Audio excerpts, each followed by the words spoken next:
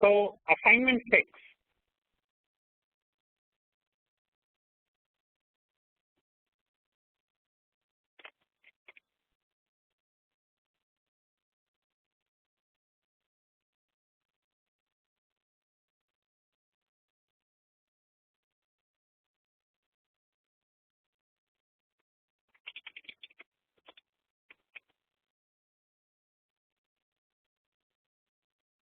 Please take a look at this document.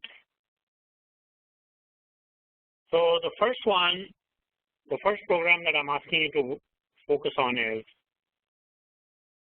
part A, write a program that asks the user for a positive non-zero value.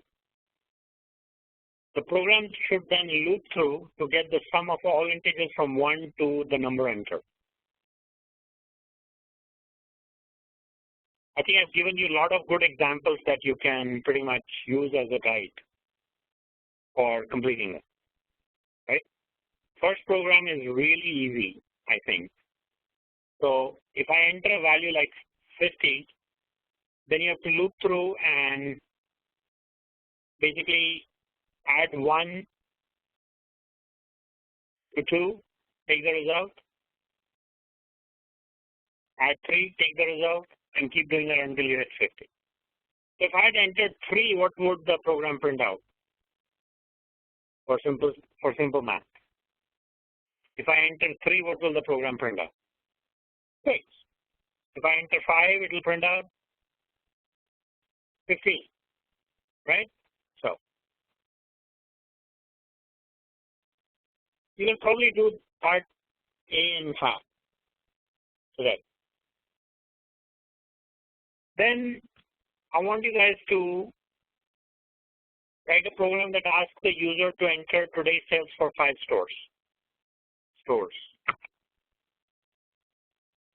The program should then display a bar chart showing the store sales. So the way you create a bar chart is you display an asterisk for each 100.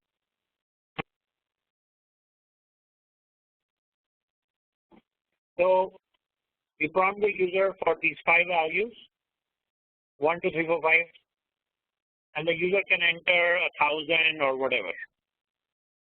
So if a user enters 1150, I don't want you guys to show half an asterisk. You can round up or down.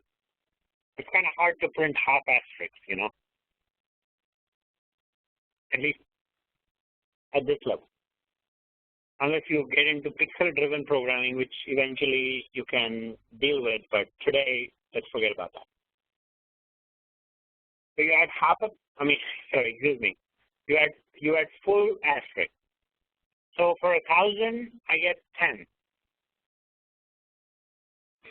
For 1,900, I get 19. For 800, I get 8. And if I enter 8 million, then that should still work. Because, hey, you know,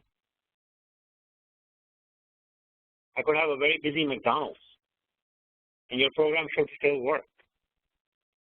Or maybe you can get creative and say, I'm going to change depending on the value.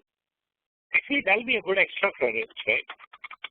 So here, I'll add extra credit on the fly, right? Change the field on the fly. So show an appropriate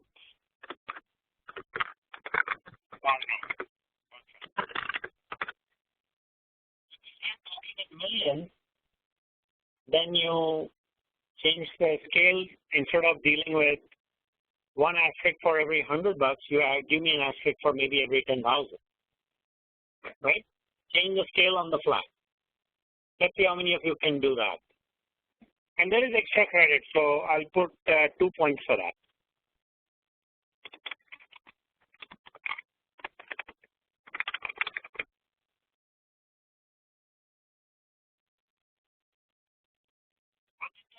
Currency, guys, point, right?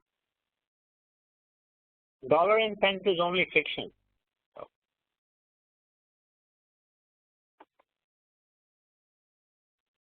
Maybe like, I'm writing programs, I should be able to make money virtually, right?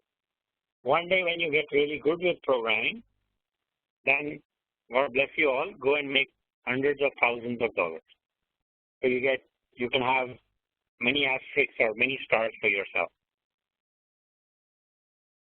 Okay? First one is very simple. Second one is medium complexity. What do I consider high complexity? Well, if you have to print out the calendar for the year, that's high complexity. And that code is already given to you. So, guess what I'm going to cover next week? Nothing. Because Monday is a holiday and Wednesday is midterm. So next week, I'm not going to cover anything. But the week after, I'm going to talk about methods. So we're going to have to write some cool applications after the midterm, right?